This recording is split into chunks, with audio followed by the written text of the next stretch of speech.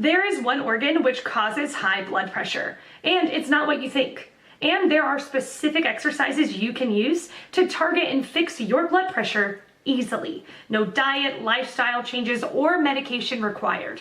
Check the link in the description below, but for now, today's question. The question, how can I preserve my health having 140/70 blood pressure? Answer by Leanne Heisey. How is this blood pressure measured? With a validated device, multiple times to prevent the often falsely elevated first measurement being seen as the right one. If the values measured is considered outside what we expect, we should repeat measuring it at least twice until we have two values within 5% of one another, the mean of which we consider to be the true values of the moment. If the device hasn't been validated, you don't know how true the value is. For a list of validated blood pressure monitors, visit Naval Educational Trust Vertical Bar Monitors for self-measurement of blood pressure, SBPM. For the rest, have a healthy lifestyle and take time to recover from the physical and mental exertions you did by doing things you like. Answer by Paul Wilson. In my experience over the years, most high blood pressure is essentially hereditary. I agree with the assessment of your previous respondents. Your blood pressure is a bit of a tweak. Yet not out of my experience. My clients have not been able to check these things out in our current healthcare system, so we just assume it is not one of the things that the previous respondents are expounding. If you can have it checked out, do so. The major 11-year study by USA universities showed that hypertension was essentially too much fluid being retained by the body.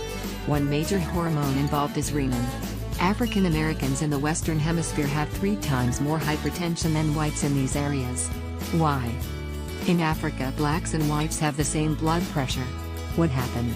The theory is that when the slaves were being brought over 400 years ago, at least 40% of those poor people died on the trip to the Western Hemisphere. What did they die of? Dehydration. Why did the others live? Apparently they had more renin in their systems. Getting off the ships, they had more high renin children, and we now have a 400-year-old legacy in the Western Hemisphere. We therefore are going to assume you are not plagued by these potential extremes, that you need to consider that you simply have hypertension. If that is the case, you are right on the edge of hypertension. A while back the powers that be were saying that blood pressure between 120/80 to 140/90 was considered to be pre-hypertension. That didn't go over very well, as it added about 4 million people to the nation's hypertension rolls. That soon went back to the single blood pressure limit of 140/90. High blood pressure is known as the silent killer. That being the case over years of untreated hypertension. It has the potential to do 2 things, and the earlier in age the blood pressure presence is high, the more likely it is to eventually cause one of the 2 consequences, or even both. The problem is that you feel nothing, there are no symptoms, no signs are seen or felt. Suddenly you find yourself being afflicted by a gradual decrease in physical function. Tested, you are told that your heart has slowly enlarged, and is now become unable to pump sufficiently.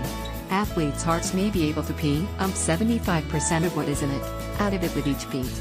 Normal hearts have this ejection fraction, F, at 65%, while a still functional heart is pumping at about 55%. As the heart enlarges, it has to pump against itself. This fact now shows that the enlarged heart has larger and larger areas that are unable to pump due to their increased size. As the F goes to 40%, it is now in congestive heart failure, CHF. This means that the heart is unable to pump sufficiently to keep the organs alive. This happens to white Americans usually at 55 years old. 50% are dead in 5 years. The rest die off in a few years. The second part of silent killer mode is that continuous unchecked hypertension eventually kills the kidneys. No pain, no sign or symptoms until you get a bad metallic taste in your mouth, and the blood tests are done that show your eGFR, estimated glomerular filtration rate, is at 15 or below. This usually means dialysis or kidney transplant. My experience has been many people want to try to reduce their hypertension by natural means explained by your previous respondents. Reducing your salt intake, although that has been modified somewhat as some recent research showed that the stringent salt restriction may actually be a serious problem. Weight reduction is helpful, but again it may be difficult if not impossible in some cases. Exercise is again an excellent option, yet again I have rarely seen it be something that can be sustained in lifelong efforts.